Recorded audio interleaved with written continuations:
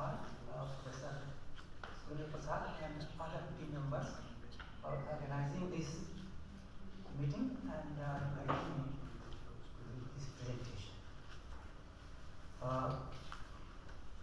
First of all, I will tell you the plan, introduce the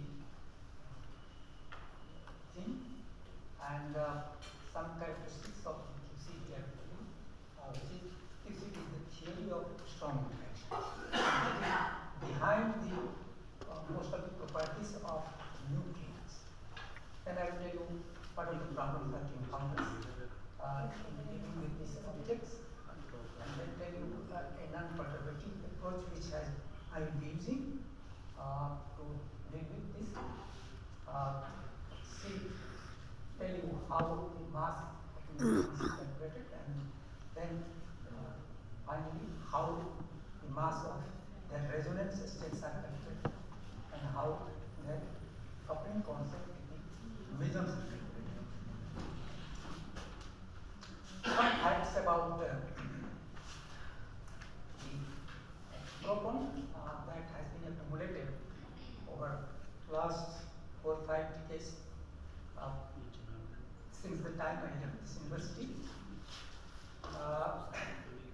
Deep inelastic scattering experiments tell us that around 50% of the momentum of the fast moving protons is carried by the charged particles called quarks, which are inside the proton, and the remaining must be carried by the gluons, which provide the binding force between the quarks to stay in the proton.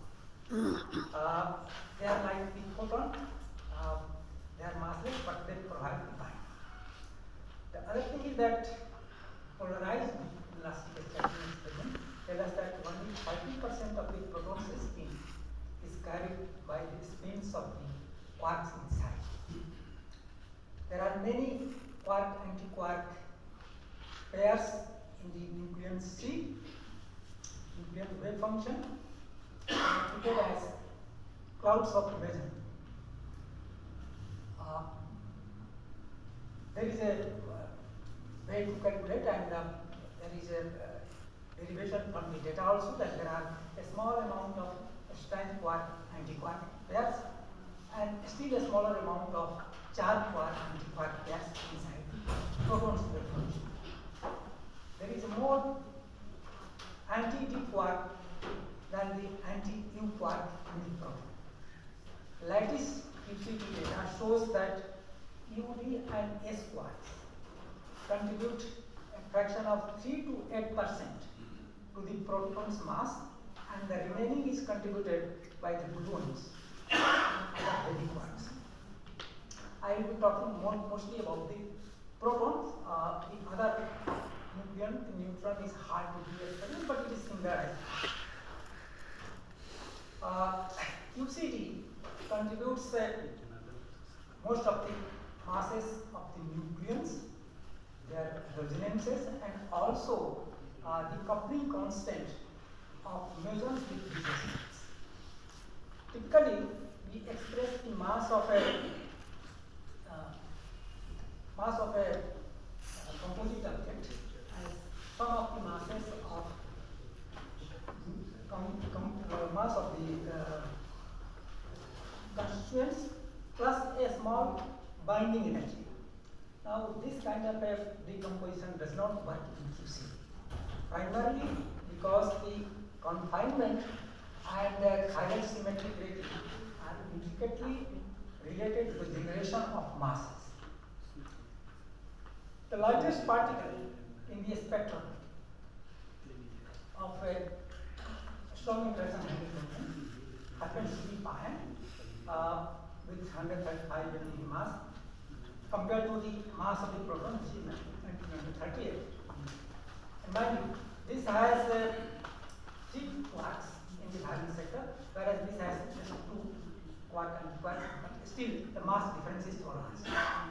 Other thing is that there are 2 mesons, O and A1. They have same quark inside, same spin. Only difference is the parity, but that makes a mass difference of something like 500 MeV. Now pointed out that it has to do with a hidden approximate continuous symmetry.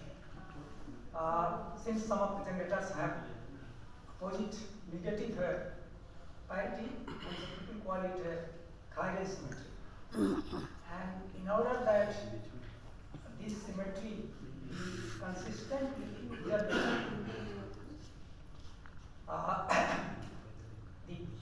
lowest energy namely the vacuum, has not to be symmetric under chiral transformation.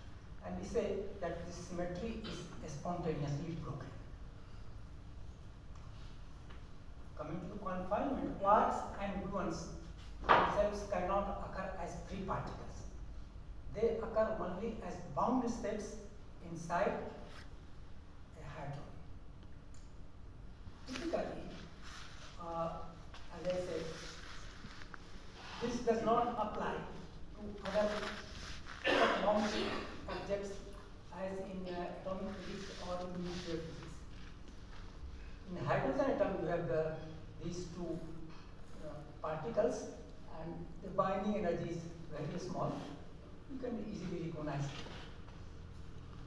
Helium, for say another typical nucleus, has protons and neutrons, two of them each, and the binding energy each nucleon has something like 7 MeV.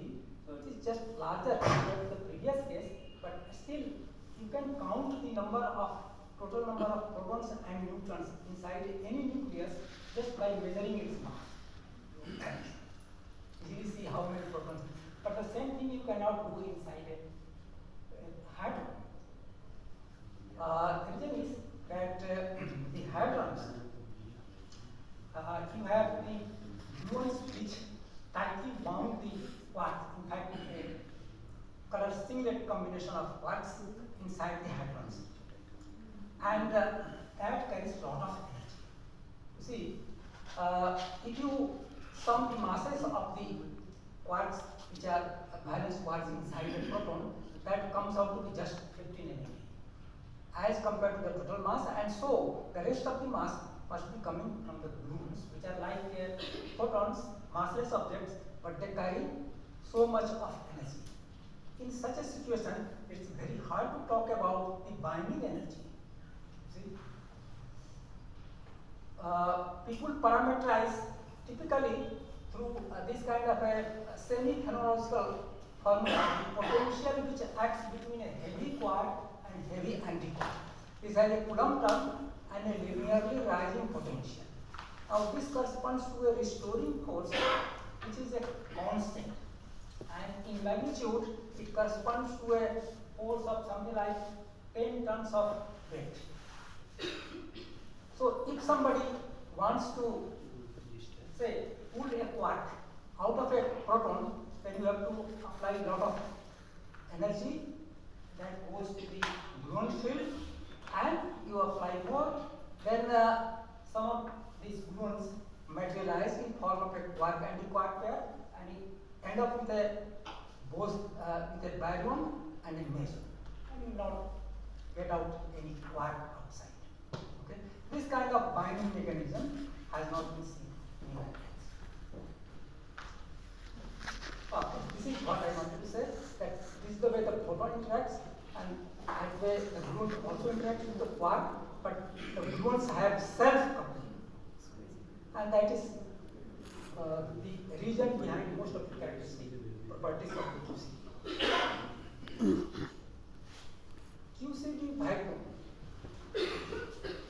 is not simply empty space. It consists of virtual quark-antiquark pairs, and this pair has the same quantum number as the vacuum, and it forms a condensate. This condensate, we express as a vacuum expectation value of a pair of quark fields, and this is the vacuum, which is a QCD vacuum. Normally, for the ordinary vacuum, this kind of expectation value comes out to be 0. But in this case, due to the non-trivial type of the vacuum, this comes out not to be 0, and this matrix element sort of considered as an order parameter is chiasm. By the way, this has some similarity with the Higgs boson, which is behind the spontaneous symmetric breaking in the electroweak theory of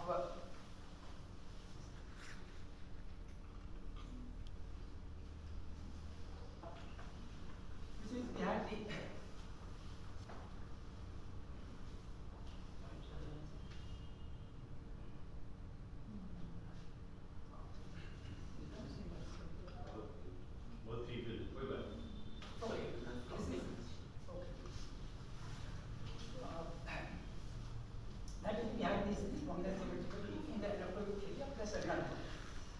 this also has some resemblance with the superplex QBCS theory of superplex.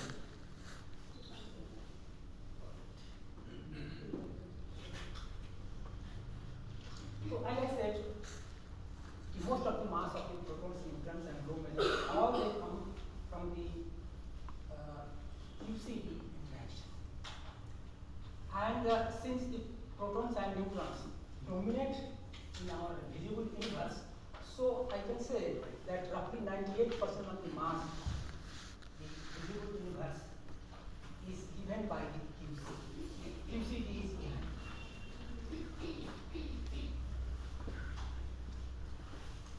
Incidentally, present understanding and our universe consists of dark energy. And the dark energy contains 70% of the mass energy of the universe, and that has there are many factors which contribute to that, but one is the trace of QCD energy momentum tensor. This also has this quark condensate, also it has a gluon condensate, and it is a gluon field strength condensate. So these things contribute to this dark energy. Here I am showing about the excited states some systems. There is a helium atom. The typical excitation energies may be 10 electron volt or lower than that. For the nuclei, it is in the range of few MeV. For the proton, here is a proton, and here is the first excited state, which is 14 volt, 500 MeV above the proton. Here is another, which is 1535, and there are others which have different spins and higher than this. The point is that the difference, which is a few hundred MeVs, that is sufficient to create several quark and quark pairs, or say mesons. And in fact, this is how these objects decay to the lower state, the ground state. Another problem that one encounters in dealing with nucleons is that this is at least trivial, okay? And that is a notorious to solve it. Even in classical mechanics, there is no general analytical solution available for trivial problem. In quantum mechanics, we solve helium atom, but for that we require partition, not solution, or other numerical methods. Now, other than that, QCD itself is typically a many body. What I mean that you can imagine a single isolated electron, but you cannot imagine a single isolated quark. It's a strong company, and confining nature makes it very difficult to solve it at low energies. There is one theoretical method these people have devised called QCD sum rule, which has been used to solve these kind of problems. I will repeat that. That has this kind of a hypothesis called quark hadron duality. At a certain energy scale, the behavior of hadrons can be described both in terms of quark-gluons, also in terms of the hadrons. This is a duality in the same sense in which we use in quantum mechanics the particle wave duality. You can focus on one aspect more, the other becomes obscure in similar sense. So, what I am going to use is a improved version of what is called dispersion. By the way, the condensates I had used, they have certain numerical values. They have been calculated using phenomenology, also using lattice QCD. Yeah. So this is the QCD computing method I will be using. There are two pillars. One is the fact that the correlation function that one is going to use are analytic functions, and they satisfy a dispersion equation. The real part can be related to the imaginary part, and the real part is calculated in deep equilibrium region. And this imaginary part is basically a spectral function which contains the spectrum of, say, proton and its excited, all are contained here in a spectral function. And this is in the physical reality. This part, which is written in terms of quark and gluon fields, is calculated using asymptotic theorem of the QCD and also what is called operator product expansion. Two operators at different points can be written as the sum of single operator at one point and coefficients. These coefficients can be calculated in perturbation theory since one is working in deep equilibriums. So this is how calculation for nuclear mass physics. Here is a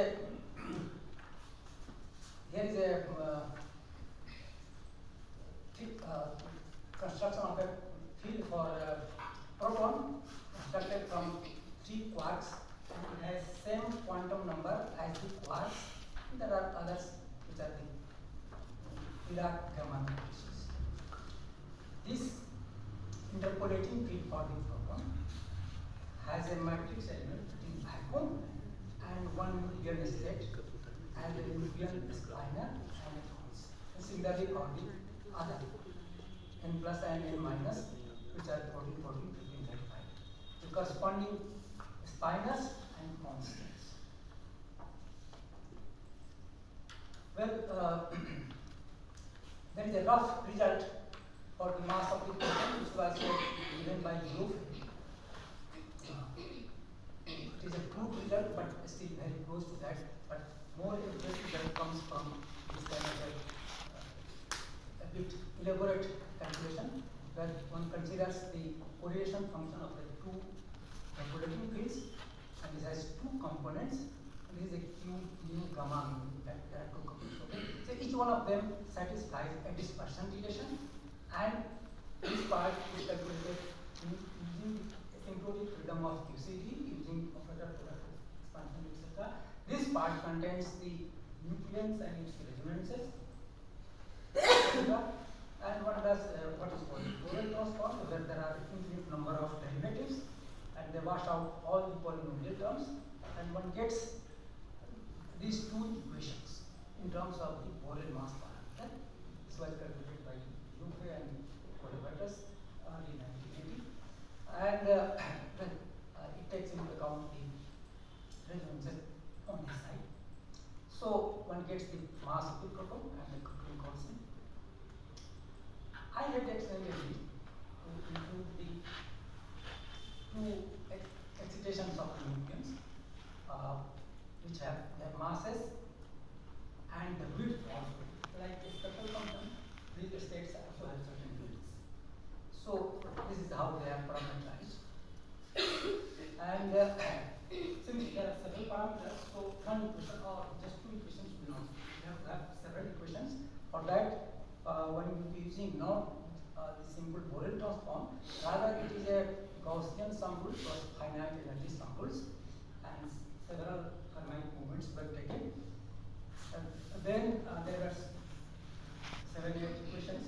All those equations were solved simultaneously numerically. So here were the results that I had got compared to experimental times.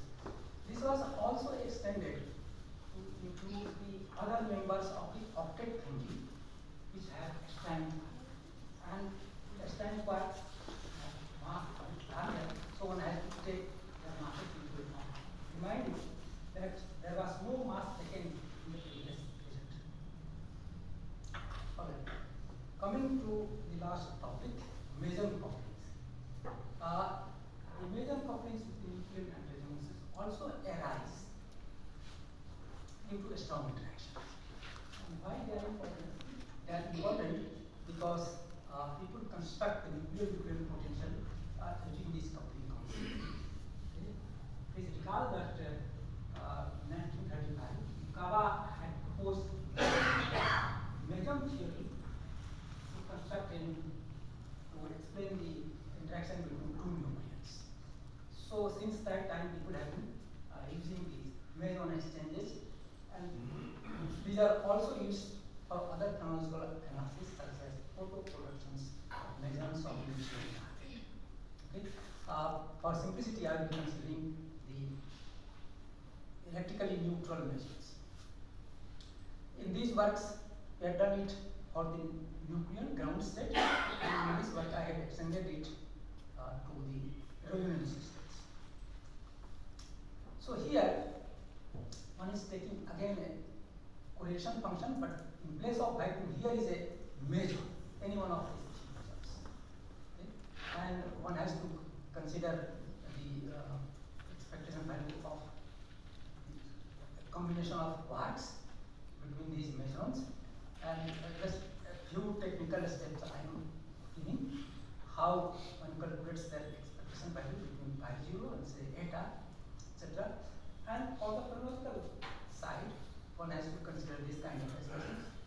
The way nucleons interact with the pi, n plus interacts, or maybe n plus n interacts, n minus, etc. So there are several coupling constants which appear. And since there are several equations, all these have to be solved. This requires several equations also. So for that, I do what is called a projected correlation function, where the correlation function is projected on nucleon or its resonance spirals. So there were some 5 or 6 such equations obtained, and they were the two sides, the QCD side and the chronological or the hadronic sides, were matched over a range of the Borel mass parameter, and that is how the coupling constants were determined numerically. Right? And when you change the values of some of the QCD parameters, then their value also changes. So this is how I have determined the coupling constant of the pi with nucleons and resonances. Similar thing is done when it comes to eta and eta prime. They are characteristically different from the pi 0, since due to acid flavor breaking, these states eta prime are mixtures of octet and singlet states through some angle, and they have large masses. Mind you, eta prime has a very large mass, larger than the nucleus mass, although it is a major.